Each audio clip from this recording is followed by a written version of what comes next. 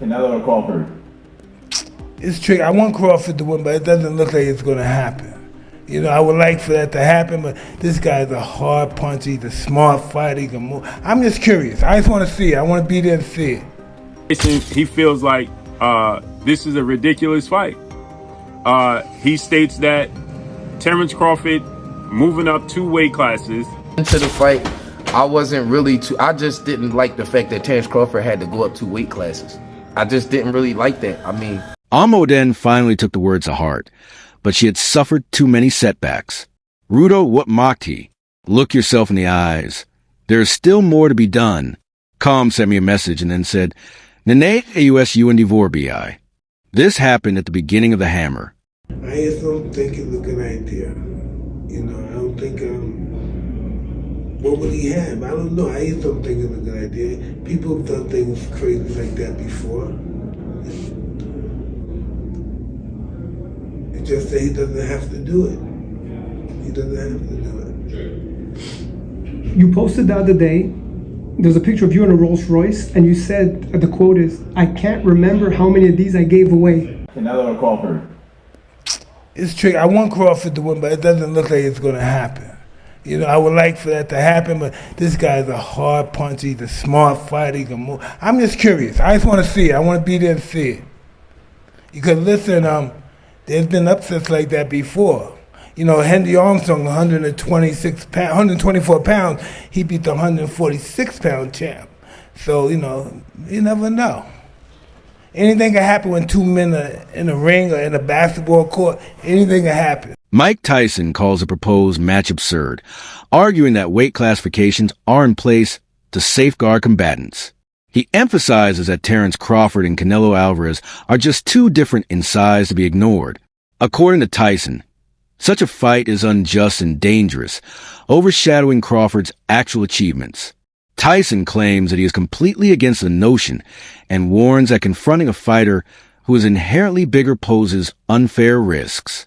Despite his respect for Crawford, Tyson feels that this fight is pointless and could harm rather than advance his legacy. Think about Terence Crawford calling out Canelo. You know, I don't like that fight. Why not? I don't like that fight. It's just too much weight, you know. And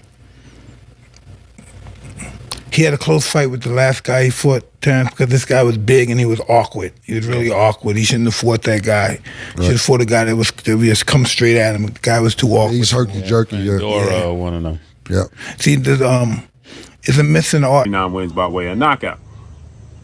And Mike Tyson, he feels like this is a ridiculous fight. He states that Terence Crawford moving up 2 weight classes is a ridiculous fight, and that he's just simply too small, and he's gonna lose, and lose bad. He feels like he didn't want to say it, but he hinted around he's gonna get knocked out, right? He thinks that, you know, Terence Crawford has skills, he's talented, but he just feels like there's weight class for a reason. Like many people in the sport of boxing, they feel like it's weight classes for a reason. And so, you know, he's not the first person to feel this way. But my thoughts is this. Should Terence Crawford be victorious, as I expect him to, the hype train for Terence Crawford's legacy only gets bigger. Because there's so many people that are doubting Terence Crawford's ability to beat Canelo Alvarez because of the size, right? They feel like this is David and Goliath.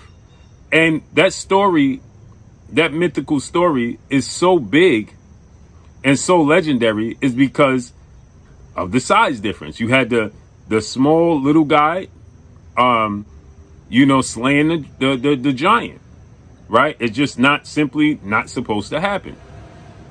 And so this just bolsters the myth of Terence Crawford. Daoud Bey, a well-regarded voice in the boxing community, recently weighed in on how Terence Crawford and Canelo Alvarez approach preparation for their biggest bouts. He drew a clear contrast between the sparring methods of the two champions, emphasizing differences in intensity, structure, and purpose within their camps.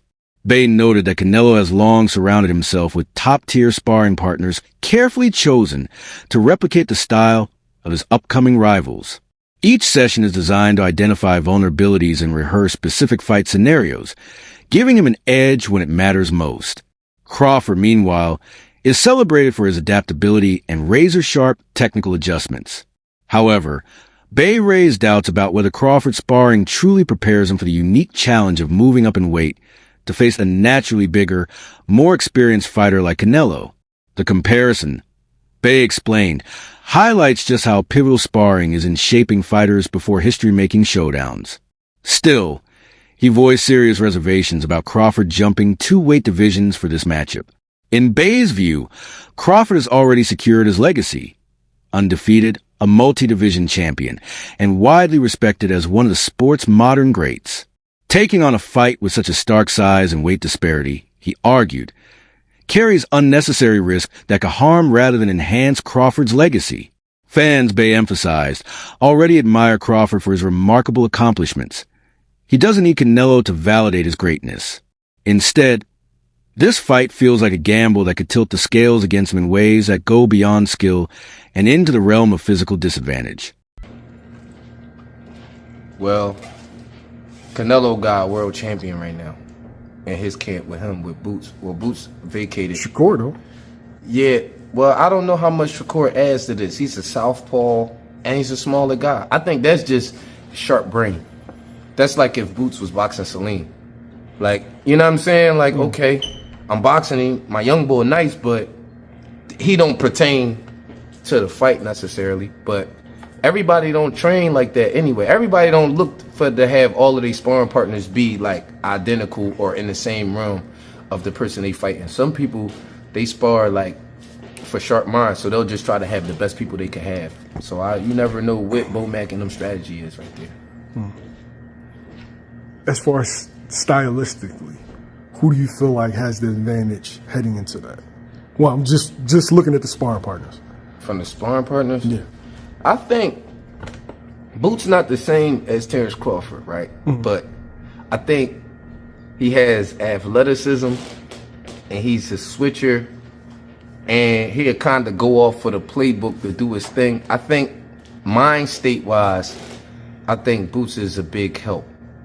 The guys that Crawford got in there, because Mr. Martinez cracking. No, he punching. That's what I'm saying. It's like, I feel like, bro, I don't know who got the best of that. You ever seen Darrell Valsaint? I have. You know, I'm a Haitian boy, so you know what I'm saying? But it's just hard. It's hard to, man, I just think the sparring for this fight is elite on both sides. I think that they both taking each other seriously. You could tell that by the sparring partners that they brought in. And I'm just kind of anxious to see the fight. Like going into the fight, I just didn't like the fact that Terence Crawford had to go up 2 weight classes. I just didn't really like that. I mean, being honest, as a black boxing fan, when I take my coaching hat off, like, no, I don't want to see our best fighter have to go up 2 weight classes. I don't like that. But you think about it and you like, well, look, first of all, I don't want to deny that man. I wouldn't want to say nothing or even have it in my heart to deny that man that kind of financial like blessing that he gonna get from fighting Canelo. Not only that, he chasing greatness. British boxing journalist Gareth A. Davies has framed the potential clash between Terence Crawford and Canelo Alvarez as more than just another marquee fight. It could be a career-defining moment. In his view, Crawford stepping up against a bigger, more established superstar like Canelo represents an opportunity to etch his name permanently among boxing's all-time greats. Davies explained that every legendary fighter encounters a moment where their skill, bravery, and ambition collide. And for Crawford, this could be that crossroads. By daring to face Canelo, Crawford has a chance to quiet skeptics who still question the depth of his resume. To Davies, this bout isn't only about size or weight. It's about legacy and how a champion will ultimately be remembered. He acknowledged the risks. A single misstep could blemish Crawford's perfect record. But Davies argued these are exactly the types of challenges that separate great fighters from immortal ones. History, he suggested, remembers not only victories, but also the willingness to take on the most dangerous, legacy-shaping tests of career. Do you want me to refine this into a shorter, punchy script for video narration, or keep it in this feature-style analysis format? The levels that he's gone through, the weights that he's gone through, and the opponents that he has been in with. He's come up short against a couple, but he's come through some big challenges as well through his, 65, 66 professional bouts since he was 15 years of age. There's no doubt that this is the biggest test of Terence Crawford's career, not only because of the weight step up, but also because of the level of the opponent. But anybody that's watched Terence Crawford's career knows full well how much talent this young man has. I mean, he is absolutely sensational, both as an orthodox and as a southpaw fighter. You can't really tell which is his favoured side. He's that good. The angles that he creates and the way that he not only dissects people, but the way that he puts his foot down when he gets somebody hurt is he's spiteful. He's truly, truly impressive. But what he also does, and this is where I think people are making the mistake with the fight with Israel Madrimov last summer in Los Angeles, was that Terence doesn't mind doing enough to win. He doesn't, if he knows he's got to win on points, he's happy to tuck everything neatly in the office and win round by round. It reminds me of Floyd Mayweather. It reminds me of Pernell Whitaker. It reminds me of guys that win with ease without overstretching themselves, that don't have to get in a battle. But when he's got someone hurt, as you rightly say, he's spiteful. I'm not sure he'll get Canelo hurt in this fight. But if his timing and his movement are on, the slightly slowed Canelo, who likes to load up these days, could find himself frustrated by Terence Crawford. Yeah, and there's also the aspect of when he is behind. I mean, we've all seen that famous clip where he's fighting Sean Porter. Somebody sells him ringside. They've got him down on the cards. He goes through the gears and stops Sean Porter in the very next round. There's also that element to him. He's brilliant. He's absolutely brilliant, but he's also fighting someone that's equally as brilliant. A very different type of style, Canelo. And a fan favourite. The analyst offered insight into Canelo Alvarez's take on the often misunderstood idea of running in boxing. Canelo rejected the notion that movement should be seen as a weakness, stressing that real boxing is a balance of sharp punching and smart footwork. He explained that elite fighters don't just stand still or back away. They shift angles, stay mobile, and create openings through positioning and timing. The breakdown also touched on Canelo's mention of past rivals, most notably Erislandy Lara, whose style showcased advanced technique through precision shots and calculated movement. Rather than dismissing such tactics, Canelo recognized them as part of boxing's deeper strategy, reminding fans that the sport can't be boiled down to aggression alone. Ultimately, the analyst pointed out, Canelo's perspective reinforces a bigger truth. Success in the ring depends on adaptability, strategy, and ring intelligence, not just constant forward motion. Boxing at the highest level is about execution and timing, and movement is an essential weapon in that arsenal.